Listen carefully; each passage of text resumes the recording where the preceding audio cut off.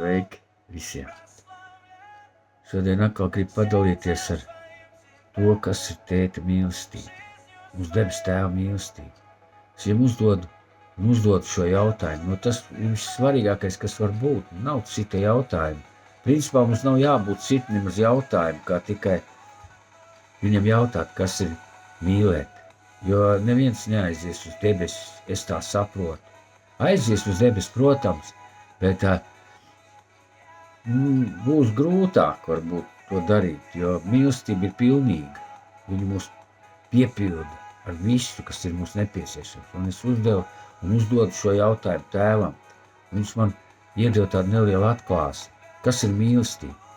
Tas ir meklēt vienmēr tēta vaigu. Viņa tuvumu, viņu kā personu. Tas ir vissvarīgākais. Atrast viņu tuvumu un atrast viņu kā personu.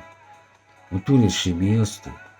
Meklēt kontaktu un savienojoties, veidot dialogu. Un neizkrist no tā, jo mēs bieži atrodam, tajā brīdī mēs ļoti spēcīgu emociju noķeram, ļoti spēcīgi emocionējam tajā brīdī, un pēc tam mēs atkal meklējam no jauna šo. Es meklēju personiski arī kādreiz to darīju. Tagad es pārstāju to darīt, jo viņš katru dienu jauns. Jā, viņš ir viens un tas pats mūžīgi mūžos, bet viņš katru dienu dara jaunu. Viņš mums grib no jauna parādīt citādāk, kāds viņš ir. Viņš grib parādīt savādāk mīlestību mums atkal. Un viņš atkal ved mūs no jauna pie sevis, un atkal mums dabonam meklēt viņa vaigu. Mēs atkal dabonam meklēt viņa personu, uztaustīt to pareizo vildi, šo pareizo atkal līmeni. Un iet atkal tālāk, un tas ir ļoti forši, ka tas tā ir. Tā kā es arī esmu ierakstījis, bet ja atkrīt, skrien atpakaļ, viņu meklējot no jauna, un to tā augot mīlestībā un gudrībā. Jā, tas ir viss svarīgākais. Atkal vienmēr būt viņa tūmā, jo nav cita varianta mums. Šo meklēšanu neapstādināt. Vienmēr visās lietās meklēt viņu. Pirmkārt, viņa vēlmi, viņa gribu visā tanī. Un otrkārt, viņu kā personu. Man ir dialogs vienmēr ar viņu. Es pat neapzinos brīžiem, ka es ar viņu sarunājos, bet esot vienam un redzot to, ko viņš dara manā dzīvē, viņš nerunā brīžiem skaļi. Viņš brīžiem runā ar kaut kādiem mājieniem. Tev vienkārši iedod kaut kādu vārdu, un tu saproti, ka tas bija viņš.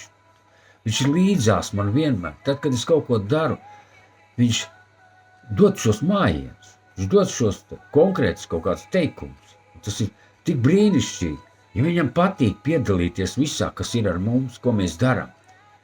Bet mēs bieži vien atstumjam viņu, paši kaut ko štukojam, kaut ko domājam, gribam izdomāt kaut ko. Bet vislabākais ir, es vienmēr prasu tēti, ko es aizmirsu. Uzreiz tinkšana atnāk, viņš man pasaka.